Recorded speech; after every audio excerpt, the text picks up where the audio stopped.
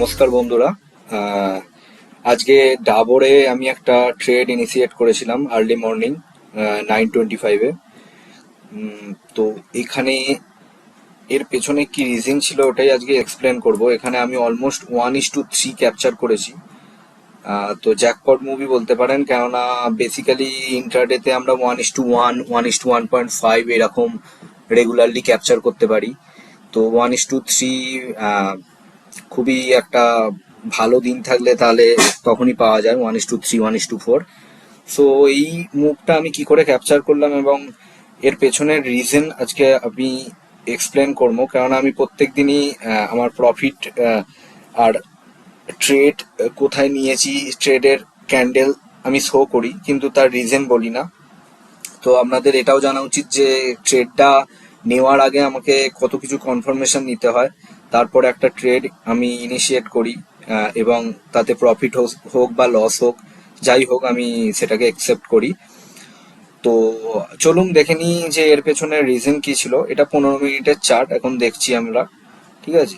এখনো এই ট্রেডটা থেকে আমি বেরিয়ে এসেছি 1:3 নিয়ে, এখনো এটা নিচে যাওয়ার সম্ভাবনা আছে। তাও এখানে একটা পিন বার বানিয়েছে 5 মিনিট ক্যান্ডেলে, 15 মিনিট ক্যান্ডেলে। সো আমি এখন আহ, এটা থেকে বেরিয়ে এসেছি, এটা পরে আবার আপ মুভও দিতে পারে।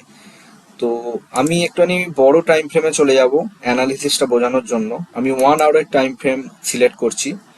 তো এখানে যদি জুম আউট করেন এবং আপনি যদি প্যাটার্ন লক্ষ্য করেন, তাহলে একটা সুন্দর জিনিস দেখতে পাবেন এখানে। মোটামুটি 4 এপ্রিলের দিকে একটা বড় ফল এসেছিল ওপর থেকে। তো মোটামুটি লেভেল ছিল 532.40। সেখান থেকে একটা বড় ফল আসে এবং আগের যে সাপোর্ট জোনটা ছিল সেই সাপোর্ট জোনটাকে ভেঙে এটা এইখানে এসে কিছুদিন সাস্টেন করে আবার নিচে সাইডে মুভ দেয়। আবার এই মোটামুটি 488, 489 থেকে আবার দেখবেন ওপর দিকে একটা হায়ার লো প্যাটার্নে এটা মুভ করছে। যদি দেখেন এই যে হায়ার হাই, ঠিক আছে, হায়ার লো আবার যদি ট্রেন্ড লাইন ড্র করেন এখান থেকে, তাহলে বুঝতে পারবেন এটা একটা এই প্যাটার্নে মুভ করছিল, ঠিক আছে। ট্রেন্ড লাইনকে সবসময় সাপোর্ট নিয়ে ওপরে যাওয়ার চেষ্টা করছিল।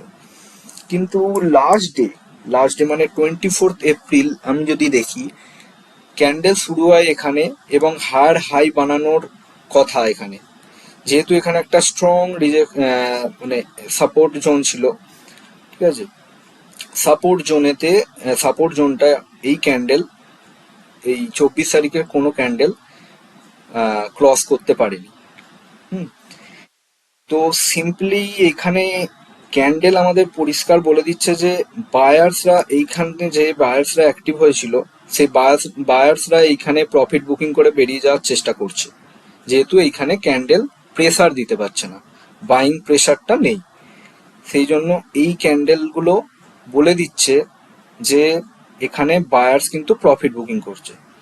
তো বেসিক্যালি এইরকম সিচুয়েশনে কি হয়, পুরনো বায়ার্সরা বেরিয়ে যায়, আবার নতুন সেলার ঢোকে কিংবা নতুন বায়ার ঢোকে। হ্যাঁ, এবার মনে করুন এর ওপরের এত বড় গ্যাপ আছে, ঠিক আছে, এইখানে একটা সাপোর্ট ছিল, এটা নেক্সট টাইম যখন ক্যান্ডেল উঠবে এটা রেজিস্ট্যান্স হিসাবে কাজ করবে। তো আমি এই বেসিক্যালি এই সিচুয়েশনে না, যে কোনো দিকে যদি বড় ক্যান্ডেল মুভ দেয় সেটা অনেক লং ট্রেন্ড দিতে পারে। মানে ধরুন বুলিশ একটা ক্যান্ডেল বানালো, গ্রিন ক্যান্ডেল, এটা একটা লং মুভ দিতে পারে, কেননা এখানে অনেক বড় একটা গ্যাপ হয়ে আছে। আবার নিচের দিকে বানালেও লং মুভ দিতে পারে। তো আমি সিম্পলি, আমার ভিউ বেসিক্যালি বিআরইসি ছিল, মানে সেলিং সাইডে, বিআরইস বলবো না, এটা অ্যাকচুয়ালি শেয়ার মার্কেটের টার্ম। আমি বলবো সেলিং সাইডে ইজিলি বোঝানোর জন্য। আহ, যারা যারা নতুন আছেন তারা আরো ইজিলি বুঝতে পারবেন যদি আমার সাথে কন্টিনিউ করেন। তো এই জায়গা থেকে রিজেকশন খেয়ে দেখুন এখানে একটা বড় রেড ক্যান্ডেল বানিয়েছে। এই রেড ক্যান্ডেল যখনই এই লাস্ট ডে এর জোনটাকে ক্রস করেছে, সেই জায়গাতে আমি ট্রেডটা ইনিশিয়েট করেছিলাম। অ্যান্ড এখানে ইজিলি আমি এর ওপরে স্টপ লস রেখেছি, এই ক্যান্ডেলের ওপরে রেখেছিলাম স্টপ লসটাকে, পরে একটুখানি ট্রেল করে মোটামুটি 1:3 আরামসে ক্যাপচার হয়েছে এবং এই ট্রেন্ড লাইনের ব্রেকআউটও এটা। তো ট্রেন্ড লাইনের ব্রেকআউট প্লাস এইখানে একটা রিজেকশন জোন থেকে নিচের দিকে মুভ, তো ডবল কনফার্মেশনের জন্য আমি এখানে ট্রেডটা ইনিশিয়েট করেছিলাম।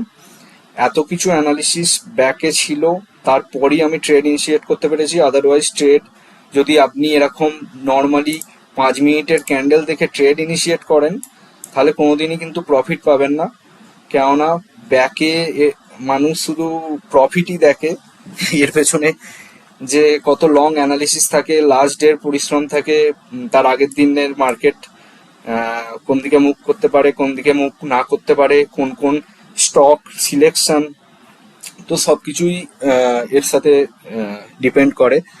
তো 5 মিনিট আর 1 ঘন্টার মধ্যে কতটা তফাৎ দেখে নিন। 1 ঘন্টা কতটা ইজি আমার বোঝানো গেল, আপনাদের 5 মিনিটের চার্ট করলে বুঝতে পারবেন না সেইভাবে। তো এই জায়গাতে আমি এই ট্রেডটা ইনিশিয়েট করেছিলাম, 1:3 নিয়েছি। আমি বেশি এক্সপেক্ট করিনি, কেননা 1:3 পর বেসিক্যালি মার্কেট আবার আপ মুভ দেয় একটা, তারপরে যদি স্ট্রং রিজেকশন জোন থাকে আবার সেটা ডাউন মুভ দেয়। সেটা মানে 1:3 পর আমি হোল্ড করি না বেসিক্যালি। তো 1:3 ইজ এ গুড মুভ। তো আমি দেখুন আজকে 500-এর মোটামুটি রিস্ক নিয়েছিলাম, এখন এটা 1549 আমার প্রফিট হয়েছে আজকে এই ট্রেডটা থেকে। তো এটাই শেয়ার করার ছিল যে এখানে ট্রেডটা নেওয়ার মেন কারণ কি ছিল, ট্রেডটার পেছনে কি কি রিজন ছিল। তো আমি আপনাদের আশা করি এক্সপ্লেন করতে পেরেছি। আমার সাথে এইভাবেই জুড়ে থাকুন, তাহলে আরো অনেক কিছু আমি যখনই এরকম ট্রেড পাবো যেখানে লার্নিং এর কোনো সুযোগ থাকবে, সেখানে আমি সেই জিনিসগুলোকে শেয়ার করব এবং আশা করি আপনাদের এটাতে হেল্প হবে। ইন ফিউচার যদি আপনারা ট্রেডিংকে as a profession, as a career হিসাবে চুজ করতে চান, তাহলে এটা আপনাদের হেল্প করবে। Thank you so much.